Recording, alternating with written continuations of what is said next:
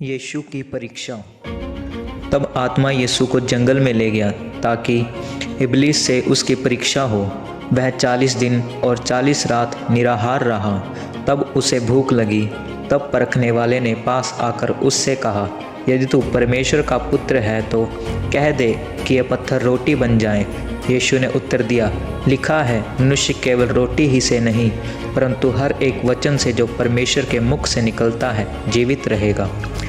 तब इब्लीस उसे पवित्र नगर में ले गया और मंदिर के कंगूरे पर खड़ा किया और उससे कहा, यदि तू परमेश्वर का पुत्र है तो अपने आप को नीचे गिरा दे, क्योंकि लिखा है, वह तेरे विषय में अपने स्वर्गदूतों को आज्ञा देगा और वह तुझे हाथों हाथ उठा लेंगे, कहीं ऐसा न हो कि तेरे पाँवों में पत्थर से ठेस लगे। यीशु ने उससे कहा, यह भी लिखा है कि तू अपने प्रभु परमेश्वर की परीक्षा ना कर। फिर इब्लीस उसे एक बहुत ऊंचे पहाड़ पर ले गया और सारे जगत के राज्य और उसका वैभव दिखाकर उससे कहा, यदि तू गिरकर मुझे प्रणाम करे तो मैं ये सब कुछ तुझे दे दूंगा। तब यीशु ने उससे कहा, हे शैतान, दूर हो जा, क्योंकि लिखा है, तू प्रभु अपने परमेश्वर को प्रणाम कर और केवल उसी की उपासना कर। तब शैतान उसके पास से चला गया और देखो, स्वर्गदूत आकर उसकी सेवा करने लगे। आमीन। यीशु के सेवा कार्य का आरंभ।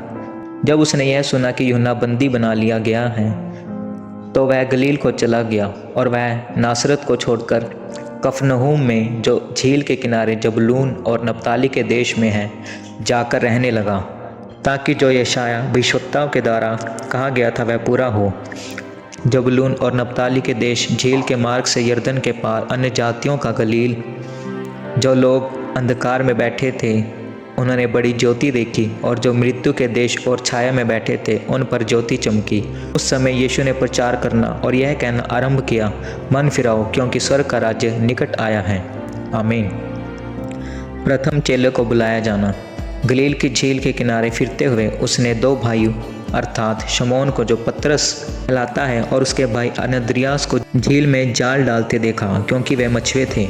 यीशु ने उनसे कहा, मेरे पीछे चलो तो मैं तुमको मनुष्य के पकड़ने वाला बनाऊंगा। वे तुरंत जालों को छोड़कर उसके पीछे हो लिए। वहाँ से आगे बढ़कर यीशु ने और दो भाइयों अर्थात जब्दी के पुत्र याकूब और उसके भाई यूहन्ना को देखा। वे अपने पिता जब्दी के साथ नाव पर अपने जालों को सुधार रहे थे। उसने उन्हें भी बुलाया। वे तुरंत नाव और अपने पिता को छोड़कर उसके पीछे हो लिए। आमीन। यीशु का रोगियों को चंगा करना। यीशु सारे गलील में फिरता हुआ उनसे आराधनालयों में उपदेश करता और राज्य का सुसमाचार प्रचार करता और लोगों की हर प्रकार की बीमारियां और दुर्बलता को दूर करता रहा। सारे सीरिया देश में उसका यश फैल गया और लोग सब बीमारों को जो नाना प्रकार की बीमारियों और दुखों में जकड़े हुए थे और जिनमें दुष्ट आत्माएं थी और मिर्गी वाले और लकवे के रोगियों को उसके पास लाए और उसने उन्हें चंगा किया।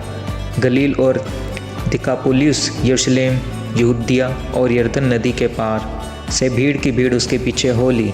आमीन।